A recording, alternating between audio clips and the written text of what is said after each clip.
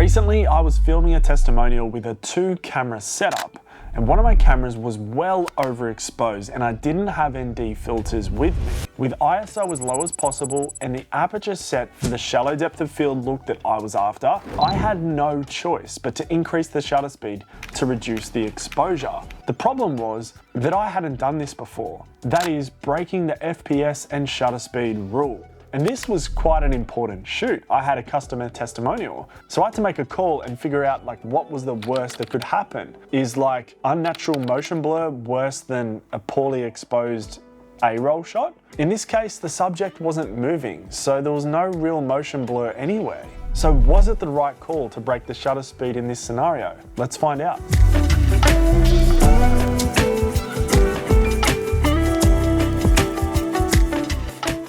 What is the FPS rule? FPS, or frames per second, refers to the number of still frames displayed in 1 second of video, because video is just a series of pictures played really fast, giving it the name motion picture. So I'm from Australia, and I use 25 frames per second when shooting video, but the Northern Hemisphere's equivalent is 23,976 or 24 frames a second for a bunch of reasons that are outside the scope of this video. So the shutter speed determines how long each of these still frames is exposed to light, represented in a fraction of a second. The relationship between FPS and shutter speed and the rule based on it basically comes down to mimicking how our eyes view the world. The picture that we see in our eyes is said to be the most similar to what a camera creates at 24-25 frames per second with a shutter speed that is double that at 1/50. Hence the rule of thumb being whatever your frames per second is, just double your shutter speed to get footage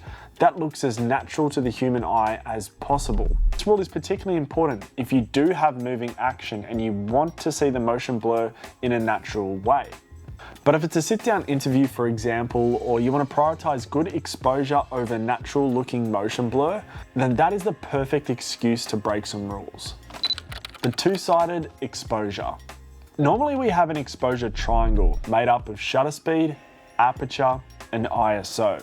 But with the FPS rule in place, you can't use shutter speed to adjust exposure since it's anchored to double that of your frame rate. So when following this rule, it leaves you with only the aperture and ISO to further adjust your exposure. And here's where it gets interesting. If your aperture is set for a specific look, such as you really want a shallow depth of field, then raising your aperture would change the depth and look of your image. That means you're only left with ISO to adjust the rest of your exposure, which presents a challenge in itself. So understanding when it's beneficial to break these rules, or what other tools you can use like lighting and ND filters to increase or reduce your exposure externally. And this is key to being a skilled videographer and just being able to capture good quality video in any lighting conditions.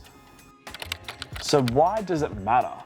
As I said, getting the right FPS and shutter speed ensures that your video has natural looking motion blur. But in order to detect motion blur, you need motion. In my scenario, the testimonial I was shooting was a static shot.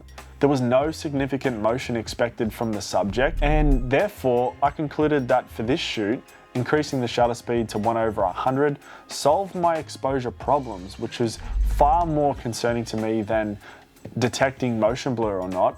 So I just rolled with it. So what happened when I broke this rule? Well, reducing your shutter speed will make the shot blurry. Good for effects that show time slowing down or someone's under the influence or hurt. A very fast shutter speed like 1/500 or more will make the video look choppy and jittery and give you a really difficult time matching this clip to a clip with a regular shutter speed. But if you're going 1/100 or slightly higher, like I've experimented with, then from my experience, you will not have this problem. For consistency in my testimonial shoot, I matched my other camera to 1/100 as well, which I would recommend doing if you're shooting with 2 cameras. So the result, the testimonial turned out perfect. I certainly couldn't tell a difference, and nor could anyone else. And this experience taught me to think through the problem. Ask myself, what is the actual issue we're trying to solve here? And in my case, it was just exposure. And my biggest fear was by solving one problem, correcting exposure, I'd create another by getting unnatural motion blur. But in the end, This was a small breach in the rule and there was no motion in my subject, so there was nothing to be concerned about. And by taking a bit of a risk on site, getting a great result, I've got this experience to lean on in the future. If you have any good, bad, or ugly stories shooting video and some problems that you had, I'd love to hear in the comments below and see how I can help out. For a written version of these videos, check out my free newsletter in the link below. I've also got a Notion template to stay organized with your video projects. Thanks so much for watching. I hope you found this valuable and I will see you on the next one.